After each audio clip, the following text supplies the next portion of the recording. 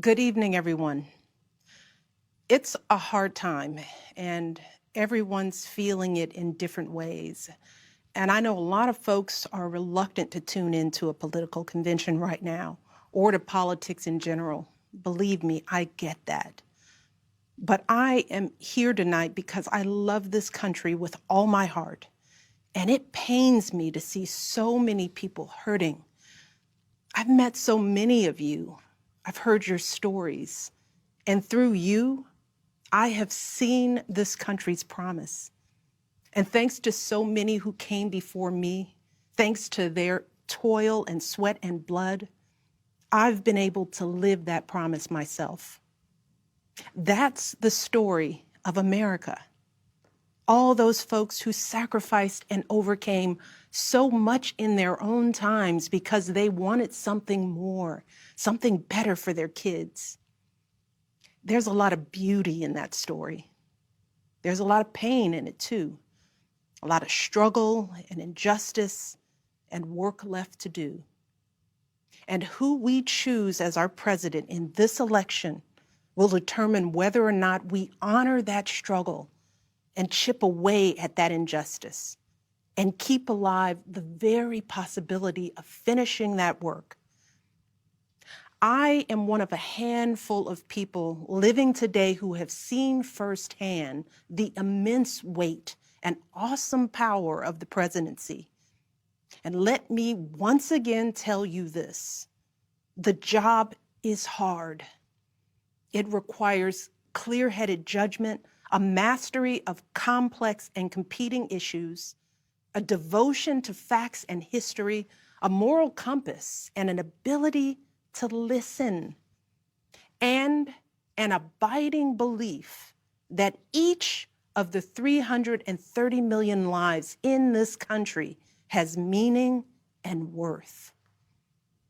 A president's words have the power to move markets. They can start wars or broker peace. They can summon our better angels or awaken our worst instincts. You simply cannot fake your way through this job.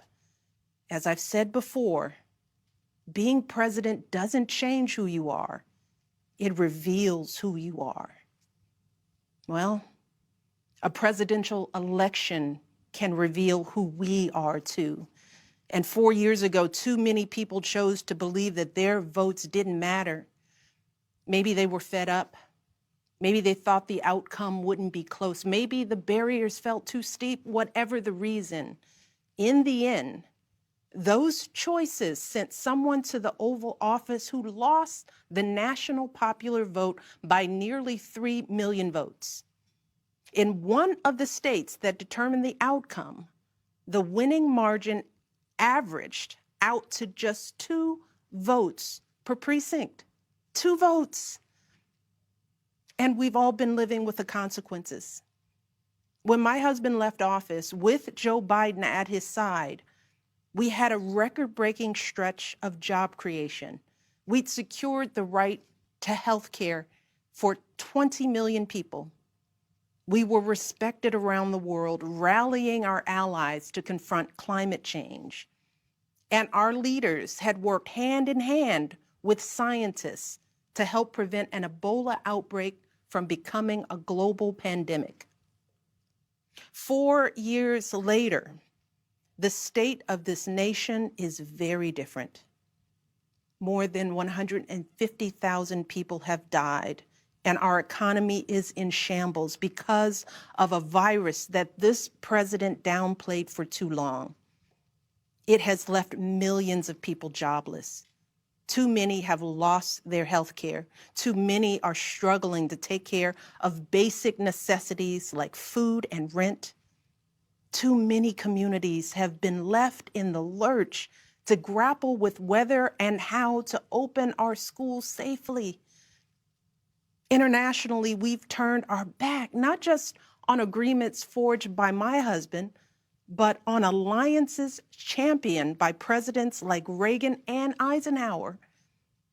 And here at home, as George Floyd, Breonna Taylor, and a never-ending list of innocent people of color continue to be murdered, stating the simple fact that a Black life matters is still met with derision from the nation's highest office. Because whenever we look to this White House for some leadership or consolation or any semblance of steadiness, what we get instead is chaos, division, and a total and utter lack of empathy. Empathy, that's something I've been thinking a lot about lately. The ability to walk in someone else's shoes. The recognition that someone else's experience has value too.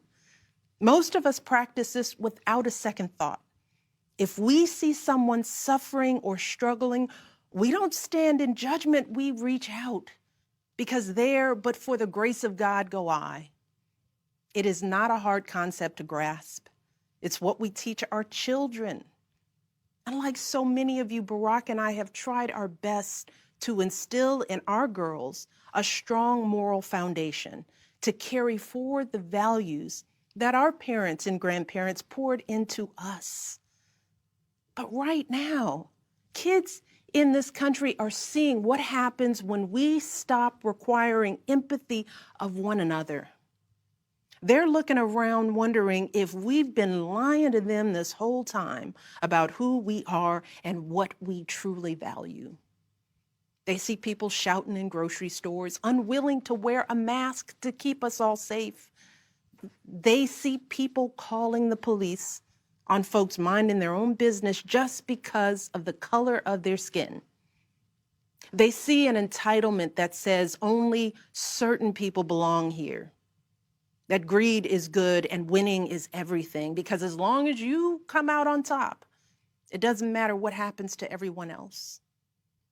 And they see what happens when that lack of empathy is ginned up into outright disdain.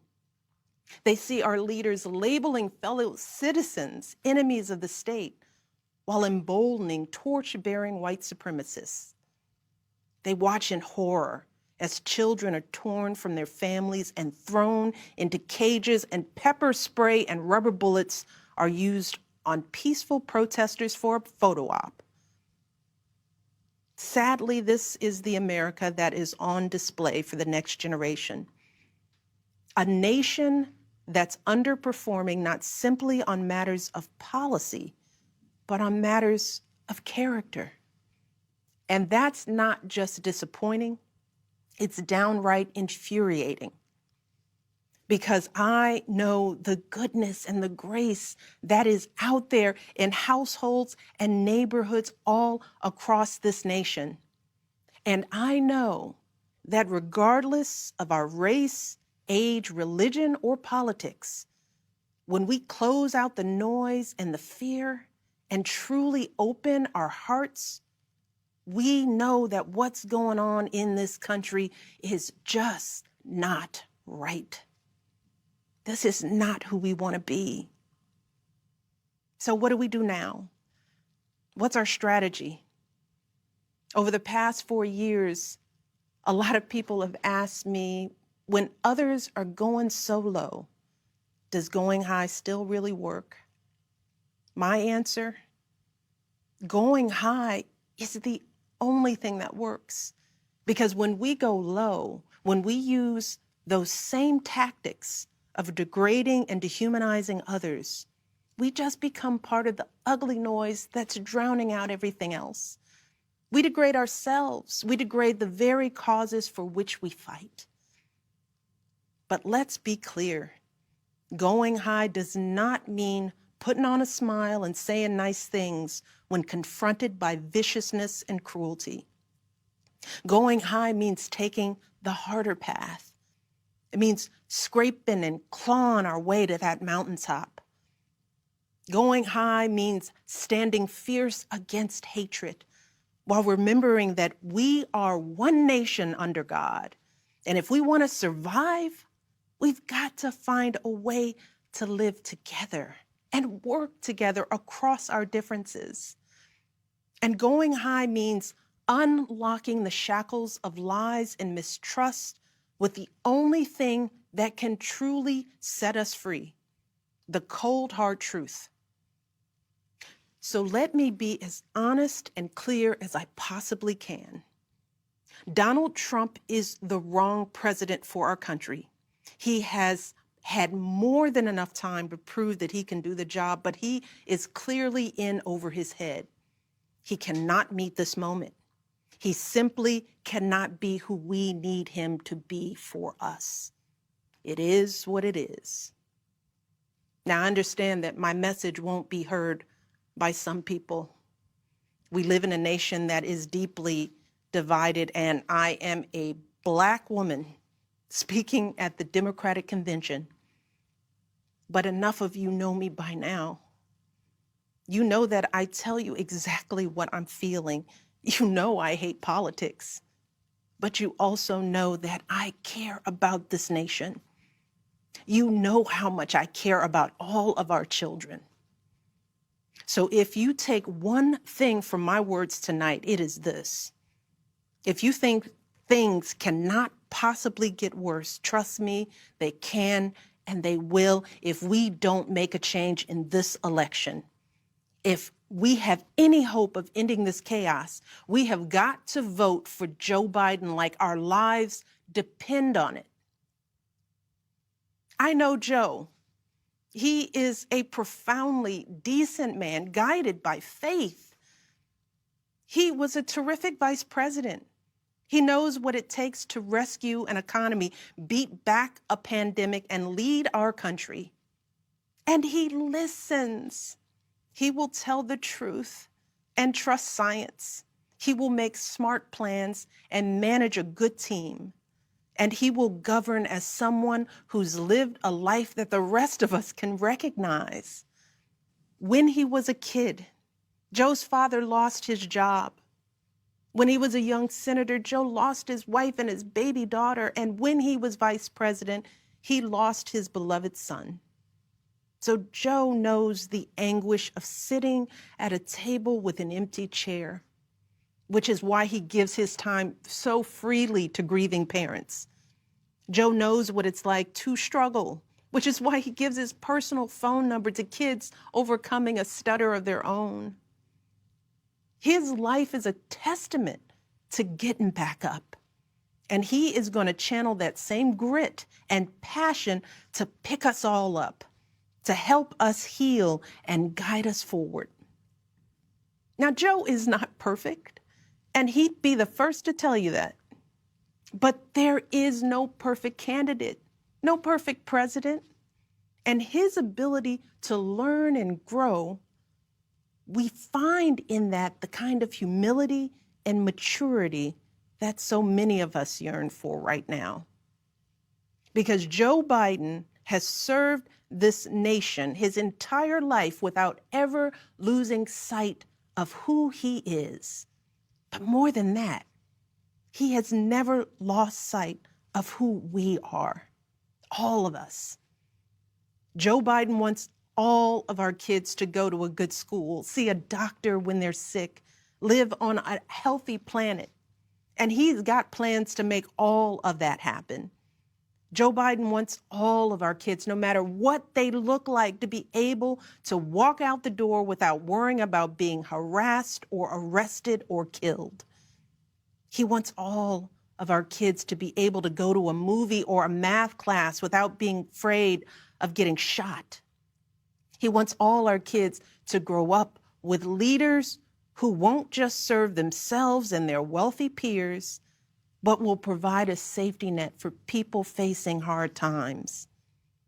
And if we want a chance to pursue any of these goals, any of these most basic requirements for a functioning society, we have to vote for Joe Biden in numbers that cannot be ignored.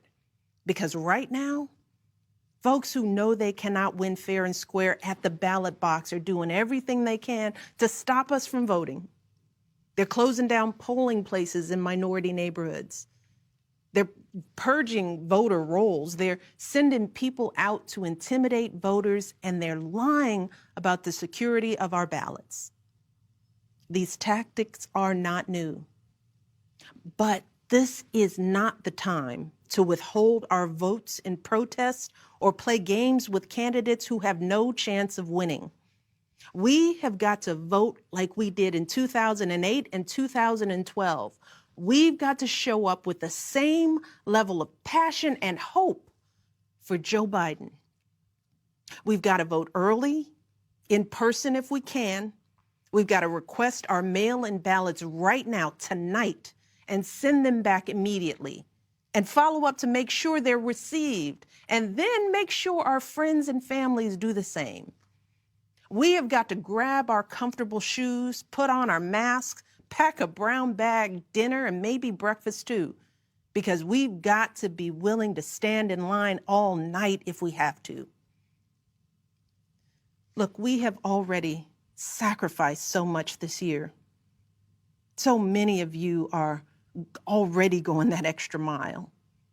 Even when you're exhausted, you're mustering up unimaginable courage to put on those scrubs and give our loved ones a fighting chance. Even when you're anxious, you're delivering those packages, stocking those shelves, and doing all that essential work so that all of us can keep moving forward. Even when it all feels so overwhelming, working parents are somehow piecing it all together without childcare. Teachers are getting creative so that our kids can still learn and grow. Our young people are desperately fighting to pursue their dreams. And when the horrors of systemic racism shook our country and our consciences, millions of Americans of every age, every background rose up to march for each other, crying out for justice and progress. This is who we still are. Compassionate, resilient, decent people whose fortunes are bound up with one another. And it is well past time for our leaders to once again reflect our truth. So it is up to us to add our voices and our votes to the chorus of history, echoing heroes like John Lewis, who said, "When you see something that is not right, you must say something. You must do something." That is the truest form of empathy. Not just feeling, but doing. Not just for ourselves or our kids, but for everyone, for all our kids. And if we want to keep the possibility of progress alive in our time, if we want to be able to look our children in the eye after this election, we have got to reassert our place in American history. And we have got to do everything we can to elect my friend Joe Biden as the next president of the United States. Thank you all. God bless.